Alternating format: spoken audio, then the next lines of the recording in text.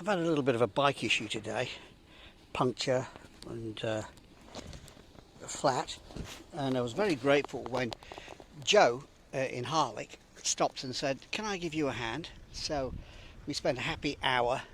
Then he said, "By the way, on your way down there, go down to the estuary and you'll get a best view of Portmeirion." And he's dead right. Look at that. There's Portmeirion on the other side of the bay. He said, "That's the finest view of it." And here's the mountains of Snowdonia, rising up to heaven. Whoa. This is a perfect afternoon. And I've got it all to myself.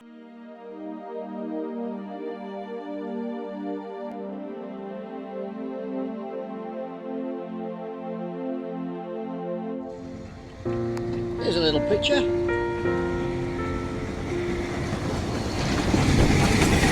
Wow, look at that. Always excited to see a train. The little Festiniog Railway. Coming to a stop.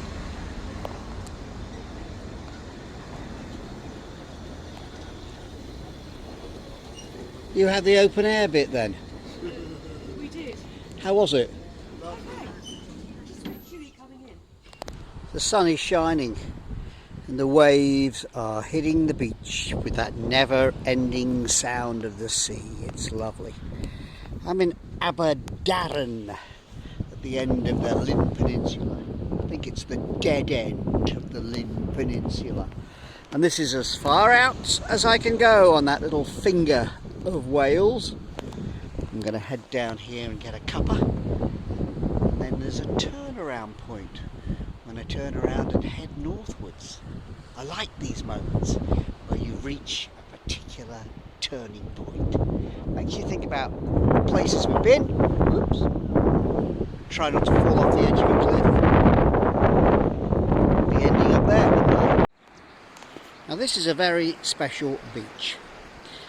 I've made a big detour to come to Whistling Sands Beach. And in certain conditions, these sands whistle. Listen closely. Yeah, I definitely heard a whistle, did you? Listen again.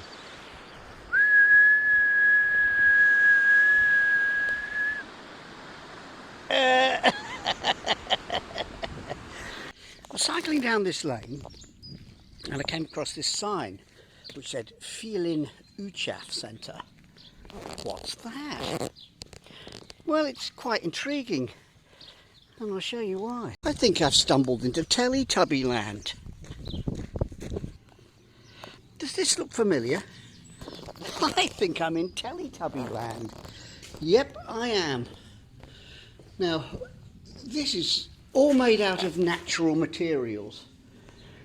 You can see they're still in the process of building, but the roof is grass and soil, and the insulation is fleece from sheep. Wow. Oh, hang on, there's more. What's this? I imagine. Uh-oh! Teletubbies popping out of here. Let's have a look. Ah. Now this is an observatory, like I've never seen before. Carved in wood with some Welsh instructions. I think they're probably the months of the year. I recognise that one. Yeah, that'd be right now, wouldn't it? Wow, this is unusual. Just because I'm curious, I've come across this. I like that carving on the door handle. Tinky Winky, Dipsy, La La, Po, Teletubbies, Teletubbies, say hello. Uh-oh.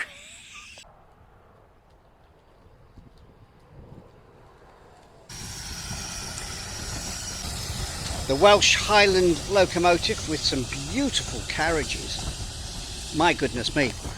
And the reason I'm stopping here is because I got a puncture. So while that little train is puffing and panting, so am I, puffing and panting, pumping this thing up.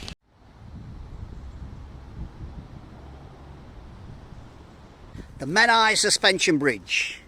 Is it the greatest bridge in the world? Well, it's certainly the very first suspension bridge of this type on the planet. Built by Thomas Telford, a Scottish son of a shepherd whose dad died young, brought up by his mum, and his mum said, work hard and dream big dreams. He never went to university. He started his career as a draftsman on the canals, mainly in Shropshire and Cheshire. And two of his greatest achievements are in Wales, the Pontycylleth Aqueduct at Chirk near Llangollen on the canal, and this, the Menai Suspension Bridge.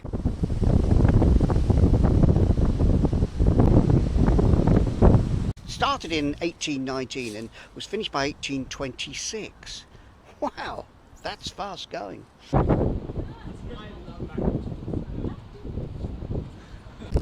It's a wonderful masterpiece.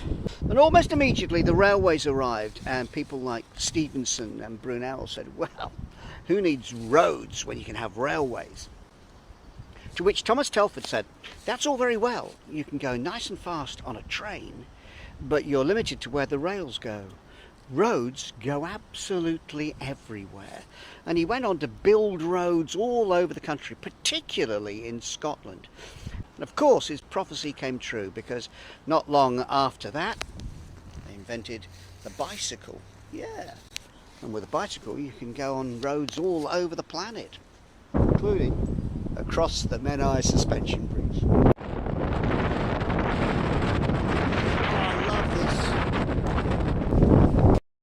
What makes this so beautiful is the gracefulness of this structure, suspended high above the water.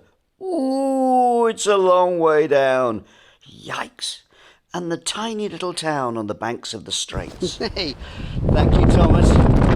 Thomas Telford, what a masterpiece. I think civil engineers are really important, and we should thank them more often. So thank you, Thomas Telford, for your wonderful suspension bridge. I'm in Anglesey. You can tell it's Anglesey because Snowdonia is covered in a thick, low cloud. There's Snowdonia somewhere, but here's the Menai Bridge. Yay! What a lovely sight that is, the Menai Bridge. And then there's the spare one, the second one with the railway line as well as the main road. In fact, there's a train going through it right now. There you go. You can't cycle over that one, unfortunately. Doesn't matter. Cycled over this, the one that Thomas Telford built a squillion years ago. What a sight, the Menai Straits.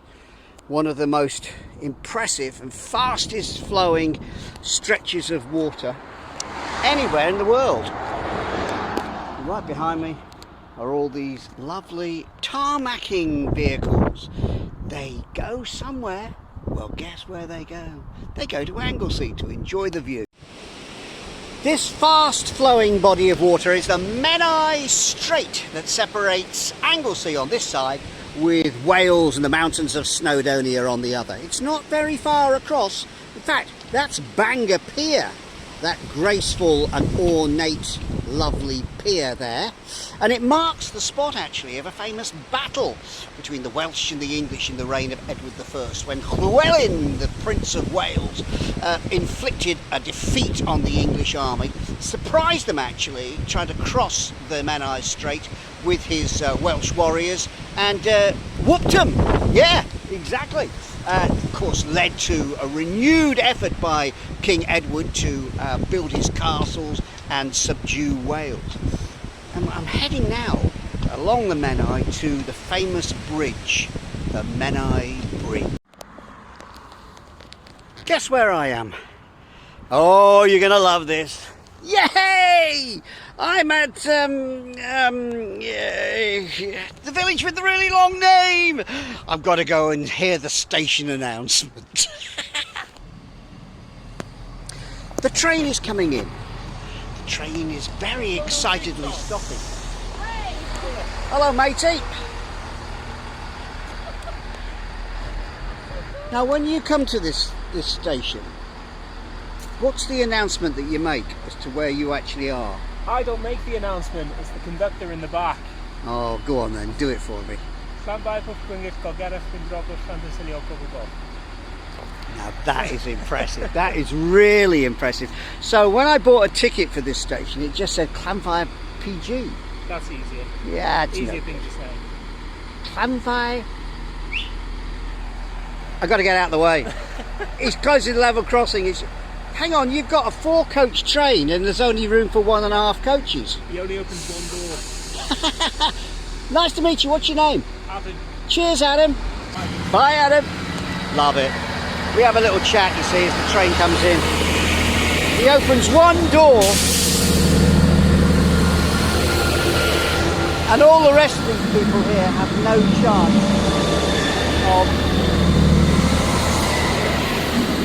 stepping out at the most famous railway station in the world. Llanfair, pier, willy, gilly, gilly, milly, milly, timmy, timmy, silly, silly, go, go, gok.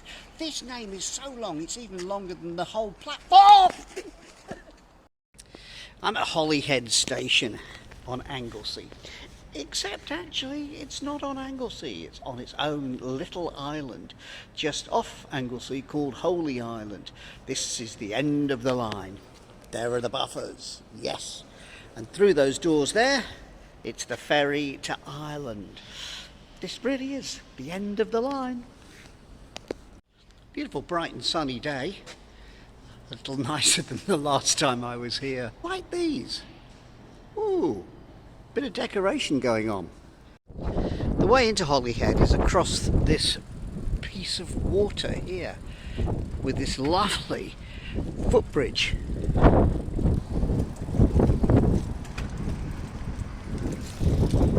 It's like tubes of spaghetti.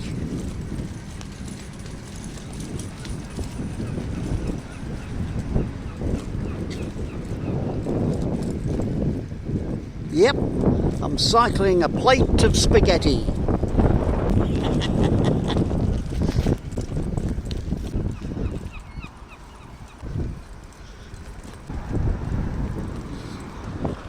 Welcome to Holyhead. This is impressive. This is St. Cubby's Church in Holyhead. St. Cubby, what a good name. He was cousin to St. David, as in St. David's in the southern end of Wales. So Cubby built himself a monastery here in Holyhead.